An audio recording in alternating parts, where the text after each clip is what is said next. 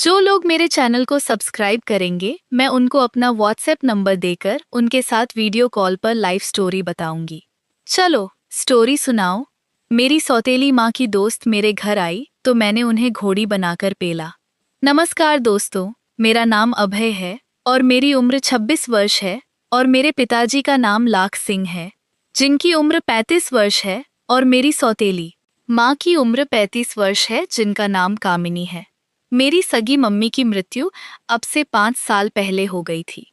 मेरी मम्मी के गुजर जाने के बाद मेरे पापा ने कामिनी से दूसरी शादी की थी और मैं एमए क्लास में पढ़ रहा था। हमारे घर में पहले नौकरानी काम करती थी, लेकिन नौकरानी छुट्टी लेकर अपने घर चली गई थी। फिर मेरी सौतेली माँ अपने हाथ से ही काम करने लगी और पापा से बोला कि मैं खुद काम कर लूंगी। इससे कुछ मेरा शरीर को आराम भी मिलेगा, व्यायाम भी होगा और कुछ पैसा भी बचेगा। पापा ने कहा, ठीक है, खुद कर लो। सुबह सुबह पापा ऑफिस के लिए जा रहे थे। तब मेरी सौतेली माँ खाना बना रही थी और मैं अपने कमरे में सो रहा था। जैसे ही सुबह को 8 बजे मैं अपने कमरे से बाहर आया तो मैंने देखा मेरी सौतेली माँ अपने साड़ी के पल्लू को अपनी कमर से बांधकर और अपना पेटीकोट थोड़ा ऊपर कर कर घर में पोछा लगा रही थी। मेरी सौतेली मम्मी देखने में बहुत ही जवान और स्मार्ट थी। मैं अपने कमरे के गेट से ही खड़े होकर देख रहा था। अचानक मम्मी ने मुझे पीछे मुड़ के देखा और मम्मी ने बोला, मुझसे अभय ऐसे आंखें फाड़ के क्या देख रहा है? और हंसकर मैंने कहा, कुछ भी नहीं मम्मी। मम्मी घर का खाना वाना बनाकर और घर की साफ सफाई कर कर बहुत लेट हो गई थी। सुबह को लगभग 9 बज गए थे और फटाफट मम्मी नहाने के लिए बाथरूम में चली गई।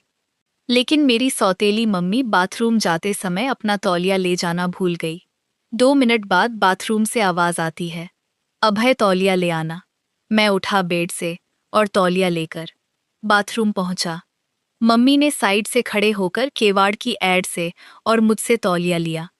मैं देख रहा था कि मेरी सौतेली मम्मी का बदन मुझे हल्का सा दिख रहा था और तौलिया देखकर कमरे में आकर मेरे दिमाग में अजीब और गरीब सवाल चलने लगे। इतने में ही मम्मी बाथरूम से निकलकर आ गई। मम्मी के जिस्म से तौलिया बंधा हुआ था और अपनी ड्रेसिंग टेबल के सामने खड़ी हो गई और अपना मेकअप करने लगी। मैं अपनी सौतेली मम्मी को छुप छुप कर देख रहा था। मम्मी के दोनों हाथों पर क्रीम लगी हुई थी और अचानक से तौलिया खुल गया। फिर जो सीन देखने लायक था, मेरी आंखें फटी की फटी रह गई। मैंने देखा मम्मी सौतेली इतनी हैंडसम, इतनी जवान है, बिल्कुल नौजवान लड़की जैसी लगती है, और मेरे नियत में फिर से अजीब तरह की बातें चलने लगी। सौतेली मम्मी ने पीछे मुड़ के देखा तो मैं गेट पर खड़ा था। सौतेली मम्मी फिर मुझसे बोली, अभय, आजकल तुम जो है दिमाग अपना ज्यादा दौड़ा रहे हो और तुम्हारा दिमाग कुछ ठीक से काम नहीं कर रहा है। मैं देख रही हूँ तुम सुबह से मेरा पीछा कर रहे हो और मैं डर गया। मैं बोला, मम्मी ऐसी कोई बात नहीं है। फिर मम्मी मुझसे बोली, बेटे, मैं तेरी सौतेली मम्मी हूँ, मैं तेरी बात को अच्छे से समझती हूँ। और मैं थोड़ा सा मुस्कुराया और फिर मैं बोला, हाँ हाँ हाँ हाँ। मम्मी हंसकर बोली, बेटा, तू क्या मुझे चुप चुप कर देख रहा है? मैं खुद तुझे दिखाना चाह रही थी, क्योंकि तेरे पापा की उम्र 45 वर्ष से ऊपर हो चुकी है और उनसे कुछ हो भी नहीं पाता है। इतना सुनने के बाद मेरे मन में जो आग लगी थी वो देखने लायक थी और मैं ड्रेसिंग टेबल के पास पहुंच गया। पहुंचने के बाद मैंने अपनी मम्मी से चिपक गया। मम्मी बोली, मैं भी बेटे बहुत दिनों से इंतजार कर रही थी कि कोई मुझे भी प्यार करे, क्योंकि तेरे पापा की उम्र ही इतनी हो गई कि वो प्यार करने के काबिल ही नहीं है। फिर मैं अपनी सौतेली मम्मी से हंसकर बोला, कोई बात नहीं मम्मी, मैं हूं ना। और मैं अपनी सौतेली मम्मी को अपने पापा के बेड पर ले गया और मैंने वहां जाकर अपनी सौतेली मम्मी को खुश कर दिया।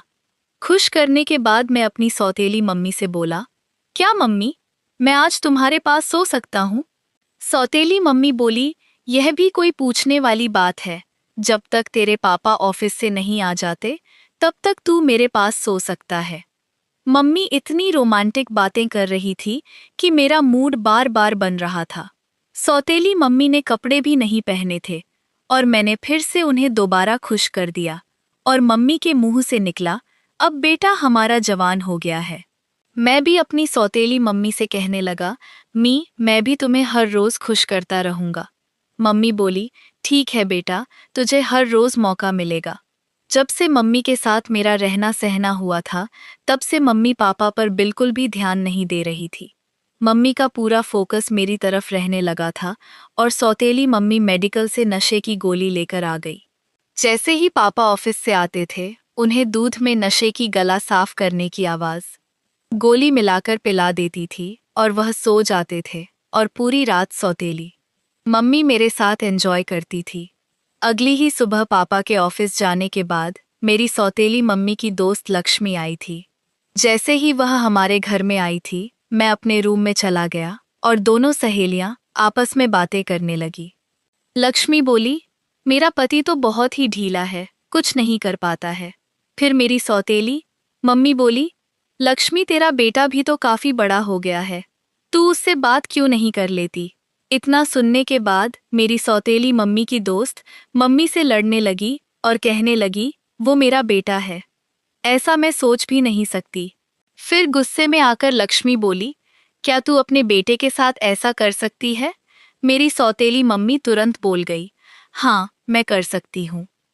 और मेरी सौतेली मम्मी ने कहा कि लक्ष्मी, तू एक काम कर, अगर तुझे अपने बेटे से यह सब करने में शर्म आ रही है तो तू मेरे सौतेले बेटे से कर ले। फिर लक्ष्मी बोली, क्या तेरा बेटा मान जाएगा। फिर मेरी सौतेली मम्मी बोली, हाँ वो मान जाएगा। फिर जोर से मुझे आवाज लगाई, अभय इधर आ। और मैं वहां आकर हंसने लगा और मेरी सौतेली माँ बोली, क्या यह मेरी दोस्त है, इसके साथ तू संबंध बना सकता है। मैं बोला, मैंने सब कुछ सुन लिया था और मैं इनके साथ भी संबंध बना लूंगा।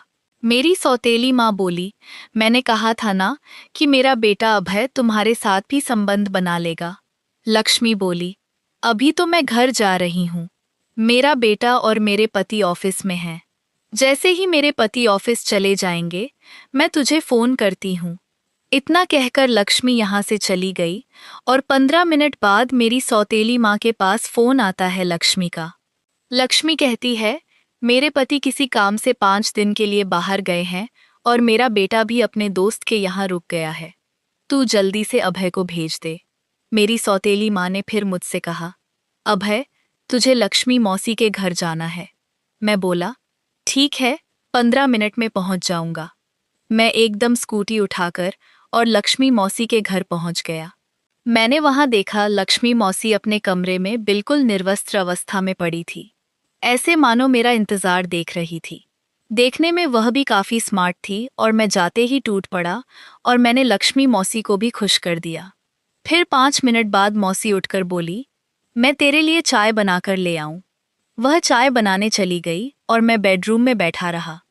लक्ष्मी मौसी भी पीछे से देखने। मैं बहुत मोटी ताजी थी, मेरा मन भी उसे देखकर विचलित होने लगा था। जैसे ही बेडरूम में अंदर लक्ष्मी मौसी चाय लेकर आई, मैंने चाय एक तरफ रख के और लक्ष्मी मौसी को फिर मैंने अपने बेड पर गिरा लिया। गिराने के बाद लक्ष्मी मौसी को फिर एक बार मैंने खुश कर दिया और लक्ष्मी मौसी के घर चाय पीने के बाद मैं बोला, मैं जा रहा हूँ। फिर लक्ष्मी मौसी बोली, बेटे मैं तुझे फोन करूंगी और तू आ जाना। मैं बोला, ठीक है मौसी, फोन कर देना, मैं आ जाऊंगा। जैसे ही मैं घर पहुंचा, मेरी सौतेली मम्मी ने मुझसे पूछा, अभय तूने अपनी मौसी को खुश तो कर दिया ना। मैंने हंसकर बोला, मम्मी चाहे तो तुम फोन कर लो लक्ष्मी मौसी को। फिर मेरी सौतेली मम्मी मुझसे बोली, बेटी एक बार बेड पे और चल, तू मुझे और खुश कर दे। शाम को तेरे पापा ऑफिस से आ जाएंगे, फिर टाइम मिले या ना मिले। मैंने ले जाकर अपनी सौतेली मम्मी को और बेडरूम में जाकर फिर से पेल दिया। यह सब कहानी है।